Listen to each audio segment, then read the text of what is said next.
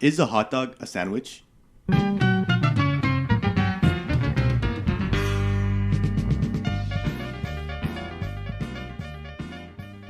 You see, I would say no. You're wrong. Why? It's a sandwich. No, it's not, because the difference between a hot dog and a sandwich is that a sandwich has two separate pieces of bread, No. and a hot dog is the bread is connected on hot dog. A sandwich can have one piece of bread. If let's say I'm making a tuna fish sandwich, all right? But I don't have enough tuna to make a full sandwich. I make half a sandwich with one slice of bread. Don't I? And that's a sandwich. That's not a tuna fish hot dog. No, because the hot dog itself. It's the weenie. All right, it's so the meat. So what's it called when it's anything besides the hot dog, the actual hot dog? I don't know meat? what it's called, but it's not a sandwich. It's a sandwich. You're just wrong. You just can't accept that you're wrong. It's not a sandwich. All right. Well, I guess we won't find out here. We'll have to hear what our listeners have to say. And with that, welcome to Simply Podcasting, the podcast where we simply podcast. I'm your host, Jacob Hernandez. I'm Ruben Hernandez, and this is our 4th episode, right? Yes, it is. It's our 2nd episode where both of us are together hosting, but it's our first episode. Not first, 2nd episode. 4th episode, that's what I'm trying to say. It's our 4th total episode. Unless you count episode 0.5 where it's really nothing. I just never decided to take it off. It's just there for, Just for fun. Yeah, just for fun. All right. So, interesting thing. Ruben and I, we got to go and watch The Incredibles 2. Excellent movie. Oh, yeah. Absolutely amazing. One of my favorite Pixar movies now. I have to say it's right up there with Toy Story 3. No. Incredibles 2 is by far the best Pixar sequel, bar none. Yeah, I would say so. But, Cars 2 didn't do much. Well, sequel including the third ones. Okay. So you just said Toy Story 3 is better. I said it's up there with Toy Story 3. Okay. Personally, Toy Story 3 is still my favorite. And then it's The Incredibles 2 right underneath. Yeah. No. I can do it. I don't know. Well, let's just start off with the score. The score was amazing. It was the music just from the title screen. It just encompasses everything that I want from a superhero spy movie. And it's Pixar, and I love it. It's just amazing. I didn't hear much of the score because I was so focused. You didn't hear the score? You didn't hear the surround sound from the theater?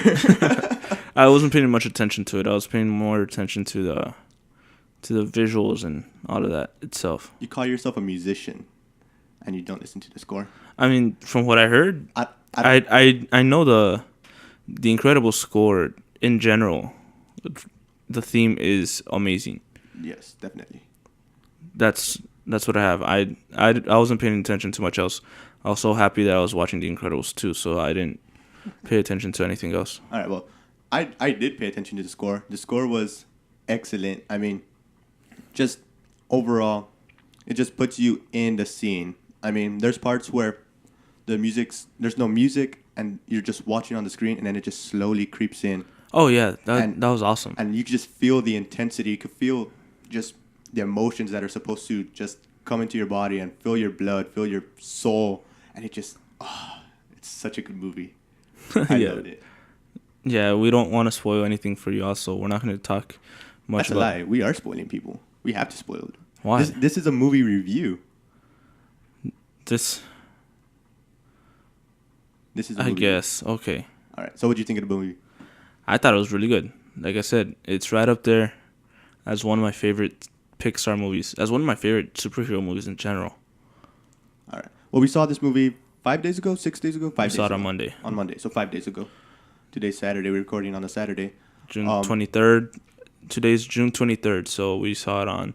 The 18th? Yeah. Yeah. The 18th. So 5 days ago. All right. I don't know if you're going to remember a particular scene, but do you have a favorite scene? When Elastigirl is in the Screen Slayer's room. That was by far my favorite scene. That was amazing. The intensity. Man. Just spoiler alert real quick. She's outside of this apartment room, and the door's locked. And so she pulls a Mr. Fantastic, and puts her hand underneath the door, and the camera in quotes, right? Camera, because it's animation, right? But the camera pans up with her hand as her hand moves up, and Screenslaver's there. Yeah.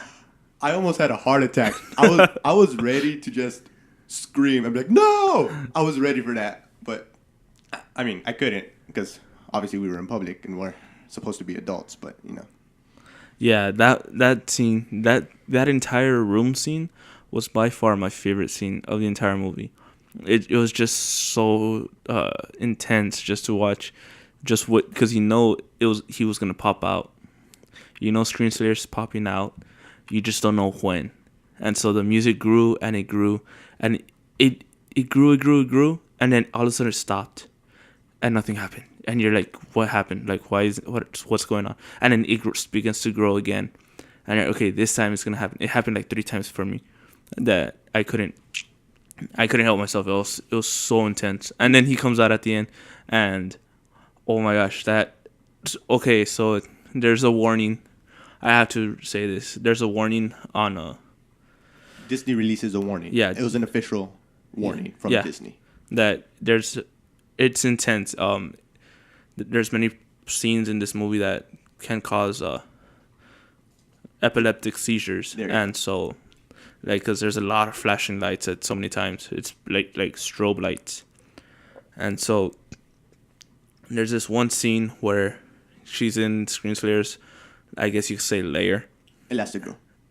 Yeah, Elastigirl's in Screenslayer's lair, and he comes out, and all of a sudden the strobe lights come out and they're fighting, and it's so intense. If you are prone to epileptic seizures, I recommend you do not watch this movie just for your medical health. I don't want anyone to watch this movie and then end up having a seizure and having stuff going bad. So, but yeah, it was a great movie.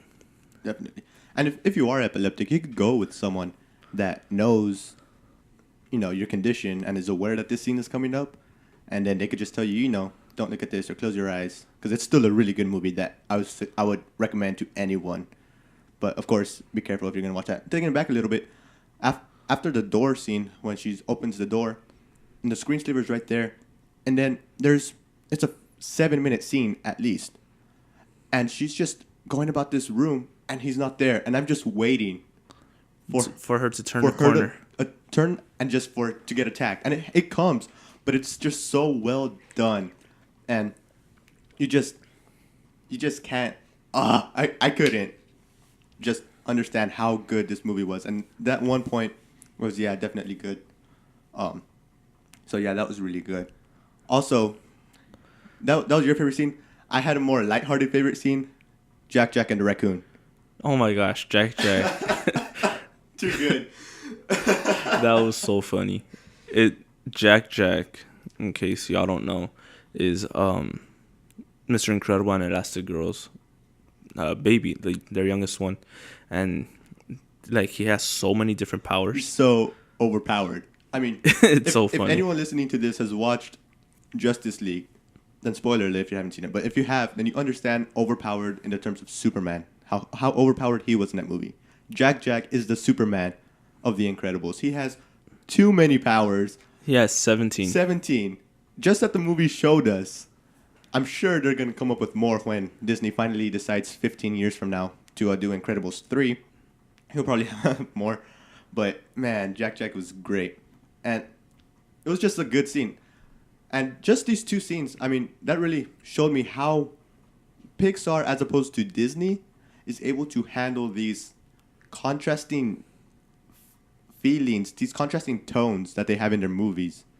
I mean, one of the biggest problems that they've had with Marvel and with Lucasfilms, with Star Wars. Yeah, can't believe I forgot that.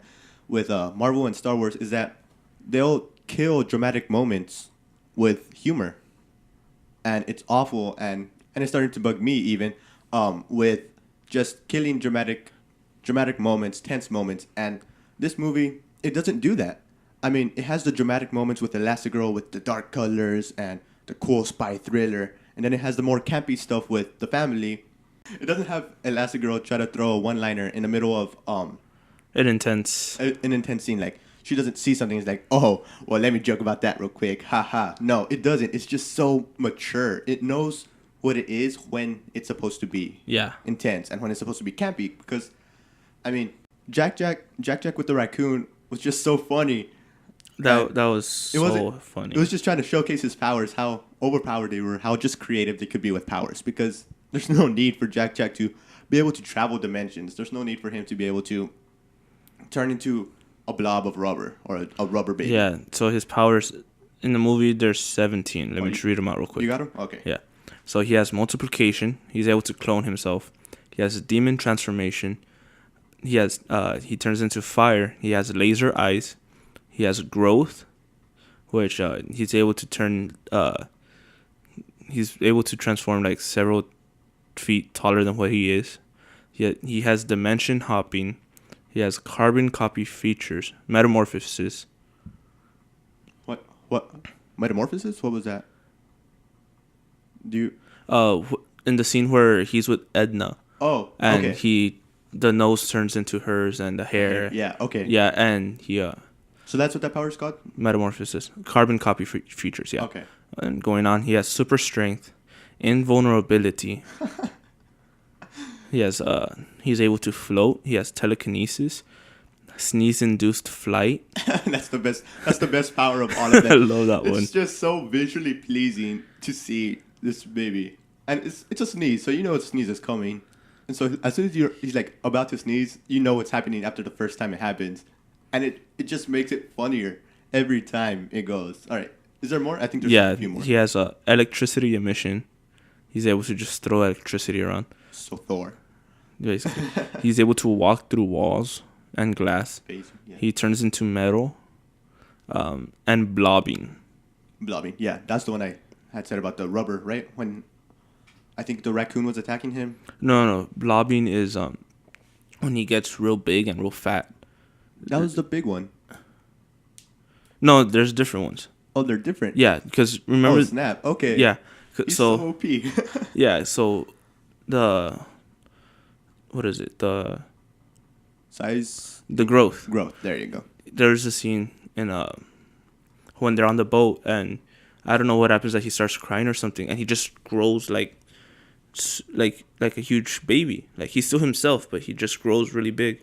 And he walked through. He broke down walls and everything, just walking. And then you see how he shrinks. Yeah. Okay. Okay. And then blobbing is he just turns into a blob. Okay.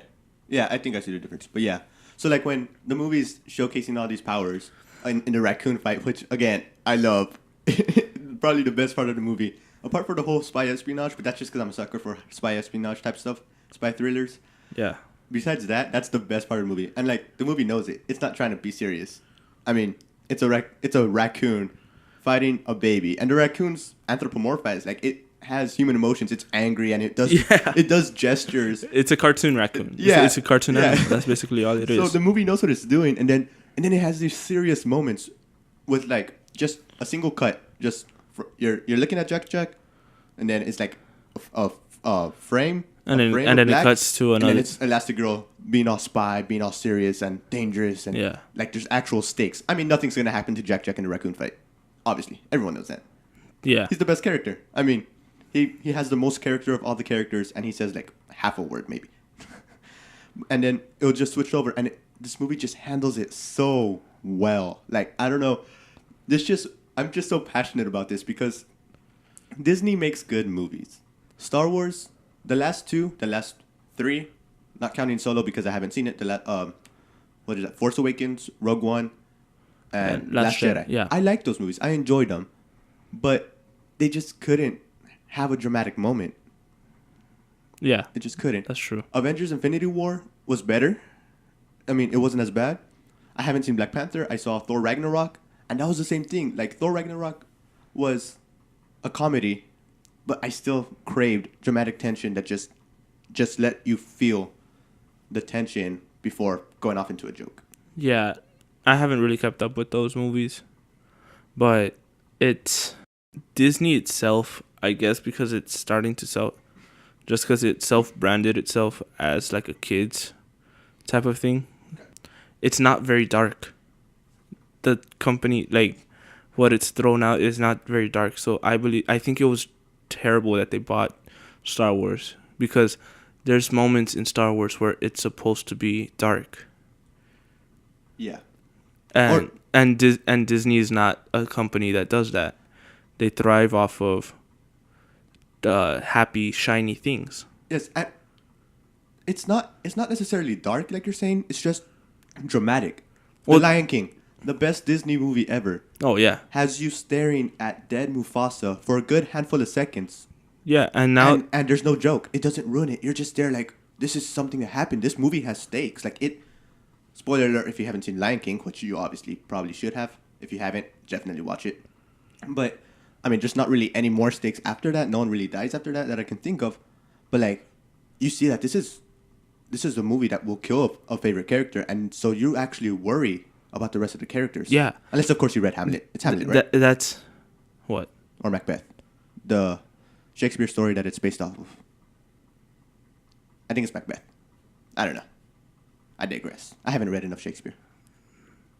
It's Hamlet. Hamlet? Yeah. I knew it. Okay, go for it. I could be wrong. I don't know, but you were gonna say something. Yeah. Okay. Anyways, it's based off of a Shakespeare. Yeah. You see, and that's the thing. Compare Lion King to Frozen. Okay. I haven't seen Frozen. No. No. It's the worst Disney movie ever. In my opinion, it's the worst Disney movie ever. Man, you just gotta let it go. Oh, shut up. In summer. Yeah, it's the worst movie. Lion King is light years ahead of it. Oh yeah. And it Frozen got real political. It's political. It's very it's very leftist. I would leave it at that, because you have to really sit down and analyze it. Yeah, I haven't seen that. And that's one thing I'm not a huge fan of in movies. If it politicizes current culture, I guess you could say. Yeah. That's not one thing. I mean, I have no problem with politics in my movie, because politics is culture and culture is politics. Okay. And The Incredibles 2 had politics. I mean, it had a buttload of feminism. Oh, but yeah. it was so good. Like they were able to play it out. Yes, it was. It showed how equal each role was. And although, I mean, Helen, Elastigirl, went out to do the saving, and Mr. Incredible, I can't think of his name, Bob. There you go. There you go. He stayed home. I mean, it's what you expect to happen. No one expects them to be okay and then, oh, well, Elastigirl's going to go because she's better. No, because Bob is a destroyer. Mr. Incredible destroys. There was reason behind everything. It wasn't just let's be feminist. It was let's actually have something that makes sense. Yeah. And it made sense. And so walking into this movie, I was gonna be like, man, I'm not against feminist ideals. Yes. I'm a feminist in that I believe men and women should be treated the same. Yeah. This new wave of feminism is not what I'm a fan of. Yeah. But we digress. And so I was walking in. I was basically praying up until the movie started, please don't let this be some crazy feminist thing. And it wasn't. And I loved it.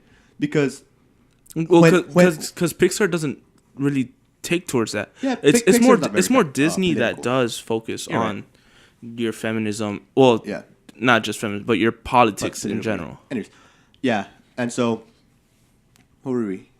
Oh man, I forgot what I was gonna say. Going into the movie, thinking about feminism. Oh yeah, and so when what's Dever? I forgot his name. Winston Dever. He's the boss man. The boss. Yeah, he's the one that gets Elastigirl to work. He doesn't do it because we need women to do it because women are good. He's like, we need Elastigirl to do it because Mr. Incredible, you've destroyed stuff. I mean, you break stuff. Elastigirl has a finesse to. There's so much finesse. Yes. To her that was needed for that mission. Yes, and if you even just, I saw this. I don't know what I was looking at when I saw this. When spoiler alert, when Elastigirl stops the train, the way she does it, the parachutes don't break necks. Okay, let's say someone's falling, Elastigirl's the parachute, and the way Mr. Incredible stopped the train in the first movie, he's the floor.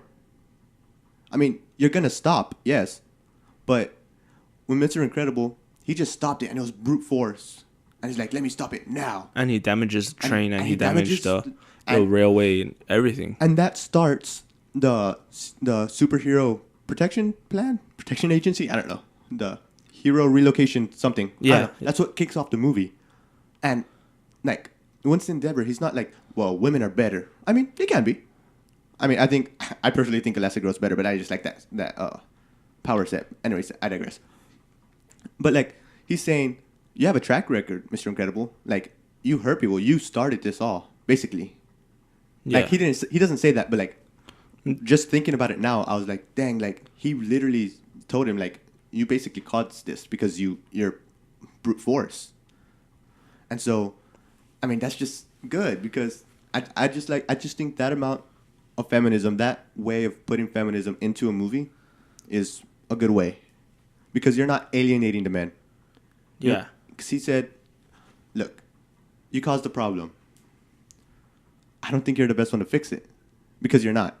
He wasn't. Mr. Incredible wouldn't have done it better. Oh, no. No. There was, that was a time that was needed for Elastigirl to go in and take care of the business. Oh, yeah. To take care of business. And then once that happens, once everything's set straight, okay then, fine. Go ahead, Mr. Incredible, go destroy the city if you need to. But in order to give superheroes a good name, they needed a scalpel instead of the hammer. Yes. And Mr. Incredible's all hammer. Yeah.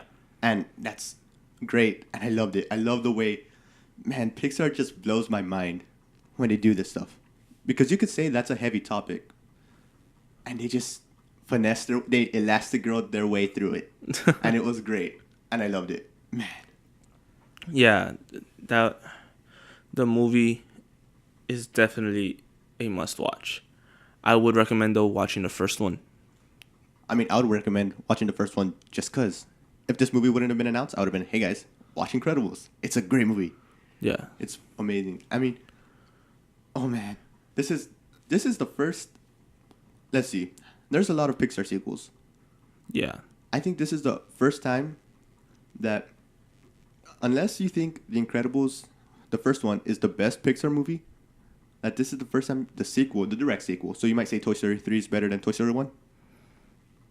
It's better than Toy Story 2. Okay. Well, I don't know if you would say 3 is better than 1. But I think this is the first time you could say 2 is better than 1. Okay, yeah. Unless I just haven't seen the first Incredibles in a long time. Nah, I would still say 1's better. You say 1 better? Yeah. 1's better? I don't know. The first Incredibles to me is better. You think so? Yeah. This is the best Pixar movie in 14 years, with the exception of Toy Story 3. But because it's been 14 years since Incredibles came out. Yeah. Since the first one came out. I'm trying to think of other movies that might have come out that I might have liked more. I wasn't a huge fan of... Cars 1 was good. Did WALL-E come out? I think WALL-E is older. WALL-E cannot be older. Well, I do like this one better than WALL-E, so technically that would count into 14 years. Oh, it was... Oh, wait. Oh, wait. Yeah, so 10 years I knew ago. it. But yeah, it's so good. Yeah. I can't get over this movie. It was a great movie. And hopefully they finally do a movie where they catch the Underminer. Man, yes. And thank you for bringing him up because I actually wanted to bring this up. The way they set up the ending for the last movie was as if it was, all right, we destroyed the Omnidroid. Now superheroes, we're back at it again. But they're not. They're really not. It's not a happily ever after the first movie. I mean, watching the first one, you might think it is, but it's really not. Like, the Underminer comes, he destroys, he steals the money. Mr. Incredible, with his brute force, no finesse, just lets him escape. Or not lets him escape, but the Underminer escapes. Yeah. And it's just great because it's not happily ever after. Although this movie is. But I mean, 2 movies, I don't mind. it wasn't. I like the way they did this because It wasn't an overdose of happiness. yes, and it makes sense. I'm gonna pick on Disney again. The Force Awakens. Mm-hmm. The fact that the First Order is in power, I think personally, don't hate me, makes 0 sense. Yeah. I hate it. Yeah, because here, and this is my issue with the way Disney took Star Wars. But yeah, you're so right because, okay, Luke Skywalker destroys the Emperor, Darth Vader dies. Whoa, time out. Darth Vader. Okay, but Luke Skywalker doesn't kill. Oh, of course, I know. But Luke Skywalker, Maybe. Luke Skywalker, quote unquote, destroys the Empire, and then it's like 30 years, and the rebellion's still the rebellion. Like, did they not have enough intelligence to be able to create the Republic again and take power? You see, and that's my issue with what Disney did to Star Wars, because if you read the books, like the original Star Wars books, the extended universe, which is now Legends. Not canon. Back then it was. Well, I'm saying now it's but not yeah. canon. Yeah. If you read the Star Wars Legends stories, like in chronological order, it's an amazing storyline. And they defeat the Emperor, they defeat the Empire. Thrawn comes into play trying to recover, but he's defeated. Luke Skywalker opens a new Jedi school for Han and Leia's kids, and then they go off on their adventures, and they're still evil and all of that, but they actually work to solidify the Republic once more. And the fact that Disney took this and took over Star Wars, I had hope for them. Like, okay, you're gonna continue with the books and the movies and the comic books.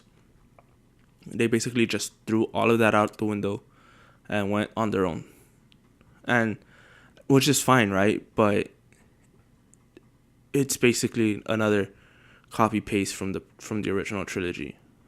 That's what I'm not a fan of. Yeah, and I think I would have been okay if Disney took 2 more sequels. So we're at 7 through 9 right now. Yeah, Did a 7 through 9, 10 to 12. They can do that if they want, and did it the way Pixar executed Incredibles 2. Say, okay, you got your happily ever after at the end of the original prequels, original trilogy. Show why it's not the end all be all. Like, there's 40 years between 30 years. 30 years between the Battle of Endor and the Force Awakens. Yeah. Give us something. What happened between those 30 years that caused the First Order to rise? Yeah, I mean, the Incredibles... I understand. Yeah. They gave us the Aftermath books, which... no one reads... Well, not no one, right? But I didn't read that, so I walked into the Force Awakens. Oh, no, I had to read it after. I read them after. Yeah, I mean, we were lost. We didn't understand why the First Order was the First Order. Yeah. And why they were so powerful. I mean, they gave you They're giving you... they gave you the Aftermath books. They're giving you a new Thrawn trilogy in books. They've given us Darth Vader comic books to explain how he becomes Darth Vader. Like, between 3 and 4, they explain his journey, which is different compared to... Which is somewhat different compared to the original storyline. But they should have...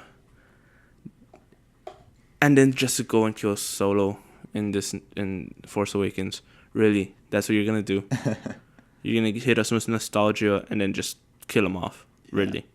I mean, I thought it was alright. I like the way they handled it. I think it showed the inner struggle of...